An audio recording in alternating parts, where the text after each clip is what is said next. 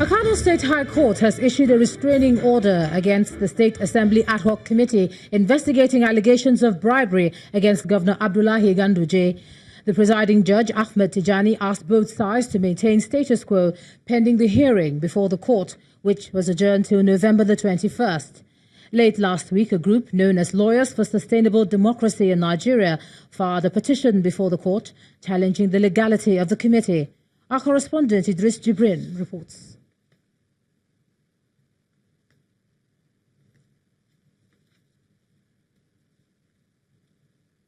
I will bring you more about that a bit later on in the bulletin, but let's move on now. The governorship candidate of the All Progressives Congress in Imo State, Hope Uzodinma, is to appear before the Special Presidential Investigation Panel for the Recovery of Public Property in Abuja tomorrow. Senator Uzodinma, who represents Imo West Senatorial District, was said to have been arrested last night at the Nnamdi Azikiwe International Airport in Abuja on arrival from Lagos and released shortly.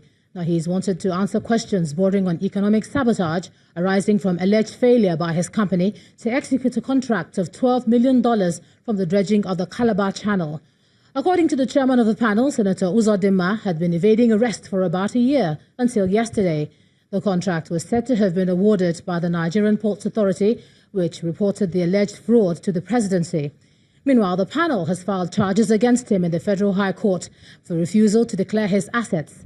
The matter is fixed for hearing later this month. But Senator Uzodinma has denied being arrested by the operatives of the Presidential Panel on Assets Recovery. Now, a federal high court in Lagos has revoked the bail granted a former governor of Abia State, Orji Kalu, for flouting court orders. The presiding judge, Muhammad Idris, revoked the bail conditions granted to Mr. Kalu since 2007, when he was arraigned before Justice Binta Nyako in Abuja, including the deposit of his passport with the court. Justice Idris says it's clear that Mr. Kalu has flouted the court order and that no one, whether high or low, rich or poor, can disobey a valid order of the court and expect to be shown mercy. He also ordered that Mr. Kalu must submit himself to the Economic and Financial Crimes Commission with all his travel documents when he returns to the country, otherwise the EFCC should effect his arrest. Mr. Kalu's lawyer had sent a mail to the court informing the judge that the accused has been placed on bed rest for between 10 and 12 months. But the judge says there's no medical report accompanying the mail and adjourned the case to January the 23rd for trial. Now, staying with legal matters, the Makurdi High Court has vacated the interim order restraining the Speaker of the Benue State House of Assembly, Titus Uba, and 21 other members from holding sittings at the Assembly complex. In his ruling, Justice Aundove Kakan stated that by law, the judicial arm of the government could not restrain the Benue State House of Assembly from performing its legislative functions. The vacation order follows a motion brought before the court by senior advocates of Nigeria, Sebastian Horn and Edward Aishika, who had prayed the court to set aside its interim order of August 13, 2018. The Chief Judge described the argument against granting the motion by Mr. Sunday Okmale, counsel to the former Speaker Tekimbi Ikyange and 7 others, as an academic exercise. He then transferred the substantive case to the High Court 9 for hearing and determination on November the 26th, 2018. Now let's move away from legal matters. The federal government is asking electricity consumers in the country to conserve energy when not needed so as to sustain the progress recorded in the power sector. Addressing a news conference in Abuja, the Minister of Power, Works and Housing, Mr. Babatunde Fashola, said there's been a steady power supply throughout the country in the last 3 years. He also appealed to road users to drive carefully in order to reduce accidents on the nation's highways to the barest minimum. It's time for stock taking for the Minister of Power, Works and Housing, Mr. Babatunde Fashola, as he clocks 3 years in office. Commemorating the occasion with a news conference, the minister promises increased and steady power supply through 100 injection substations and a distribution expansion program to be funded by the federal government. With regard to power, we have improved on what we met by increasing generation from 4,000 megawatt to 7,000 megawatt, transmission from 5,000 megawatt. I'm told now that the last simulation is around 8,000 megawatt in transmission, and distribution has improved from 2,690 to a peak of 5,222 early in January of this year. The minister gives further insight on what the government is doing to increase the current power situation. Our work is clearly not finished, and we are still in the process of delivering additional generation. In Kaduna, we are expecting 215 megawatt in a matter of a few months. In Afam 4, we are expecting 240 megawatt to be finished in a matter of weeks and latest a few months. In Kashimbila, all our equipment is on site to add 40 megawatt. In Gurara, we are expecting 30 megawatt. We are just now doing what you call snag management, and in Dadinkowa, 29 megawatt. The event is not only about power and electricity generation, as the minister highlights the administration's efforts in road construction and rehabilitation. Our progress report on public works relating to roads and bridges also confirms that we have fulfilled our promise. Difficult or abandoned projects like the second Niger Bridge, the Lagos-Ibadan Expressway, the Bodo-Boni Bridge have all been brought back to life.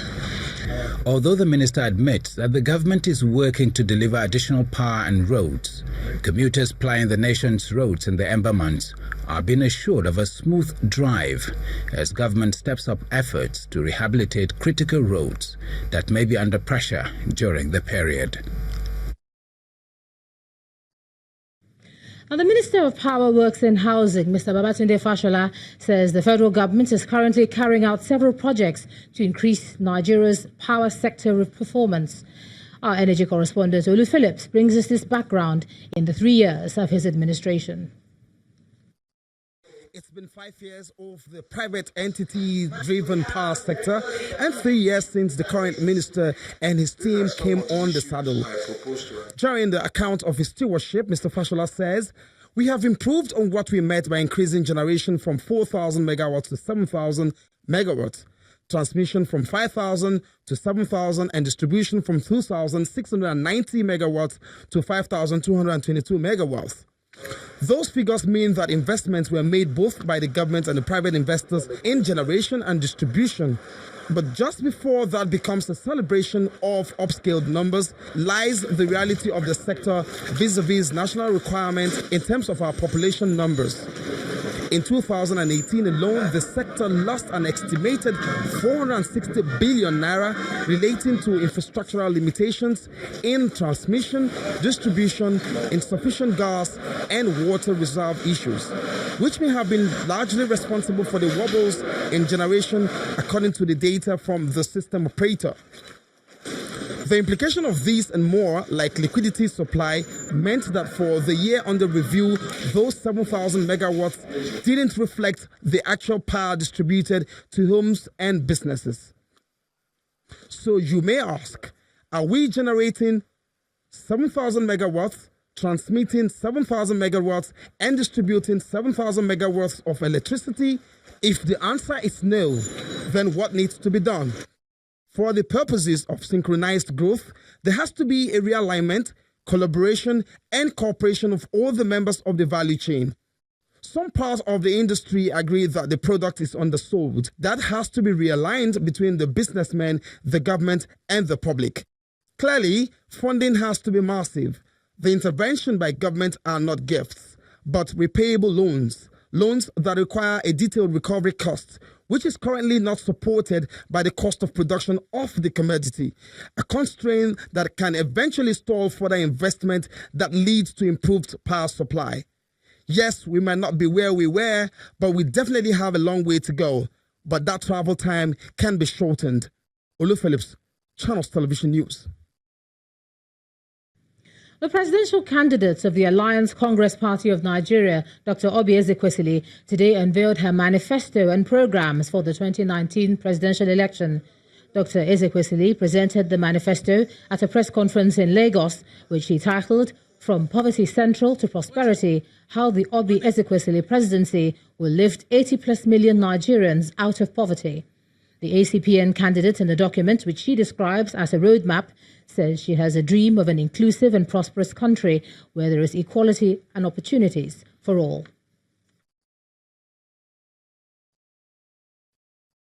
The excessive powers of the federal government is partially responsible for the stunted growth and poverty of the states and regions. We shall lead an economic-based dialogue for correcting the structural imbalance that has hobbled the regions and states and created the failure of our fiscal federalism in its practice. The failure of the power sector is the clearest proof that what can happen when the federal government refuses to let go of its controls on the economy. This failure is responsible for the situation where 190 million Nigerians manage about 3,500 megawatts of power, whereas South Africa, with 50 million people, generates in excess of 50,000 megawatts. How can a nation be productive without access to energy? We need complete and true deregulation of the sector. We can lift many of our citizens out of poverty by filling the infrastructure gap. It is not enough for the fuel subsidy to go. Our government will also deregulate the entire oil sector. In part two, after the break, Economic and Financial Crimes Commission says it secured 703 convictions of corrupt politicians and other individuals facing graft charges in the last 3 years. That's in a moment. Do join us again.